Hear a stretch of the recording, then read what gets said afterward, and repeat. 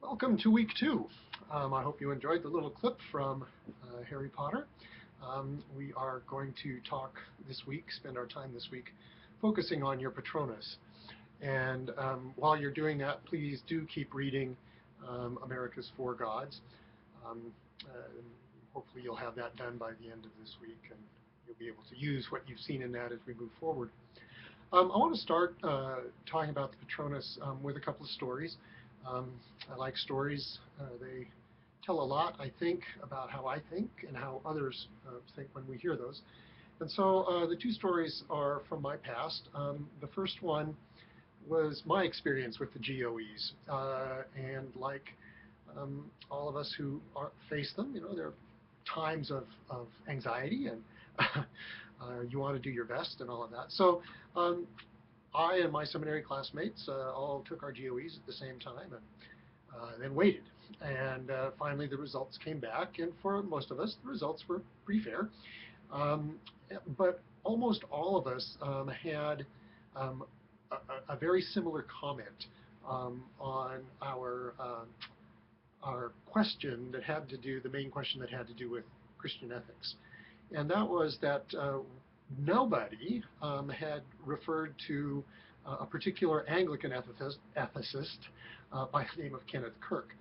And I think that's because hardly any of us took ethics at the Episcopal Seminary. I was at the Graduate Theological Union, and most of us took ethics from the Pacific School of Religion or from the Jesuit School of Theology or one of the other seminaries that made up the Graduate Theological Union.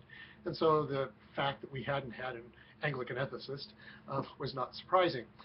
But it made me think that having one person that you can talk about with great knowledge, with great depth of understanding, is pretty important. And even though we didn't get Kenneth Kirk, we were kind of bouncing around. And I think that was one of the comments that came back, is that we were sort of all over the map.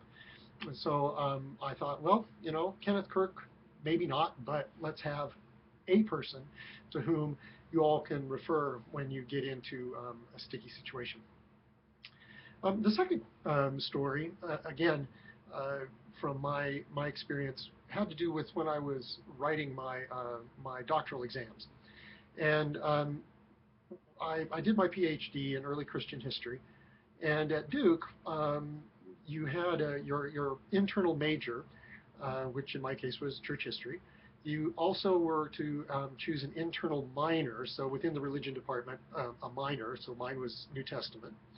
And then you had to have another minor outside of the religion department. And it could be anything, and people went to philosophy of science, and people went to history, and all over the place. I chose papyrology.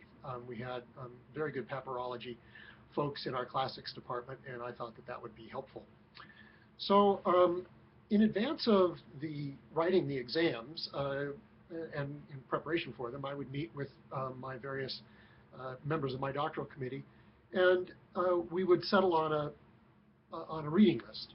And then as it came closer to the exam itself, we would kind of settle on what the questions might look like. And so in my papyrology exam, I had thought and had done a lot of reading on women, the role of women in Greco-Roman papyrology. And so Professor Oates and I agreed on that, and we had several other questions. So when it came time for the exam itself, I chose not to write on the women's question.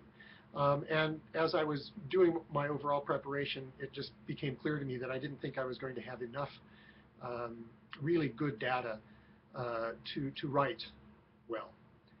And so at the defense, you sit with all of your examiners, and they quiz you on your questions or tell you what you did wrong or what you did right.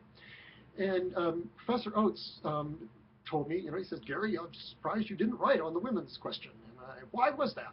I thought, oh my goodness, I thought I was supposed to get questioned on what I did write on, not what I didn't write on. And I said, well, after I looked at the questions and looked at the material, it just occurred to me that I didn't have enough information to write well.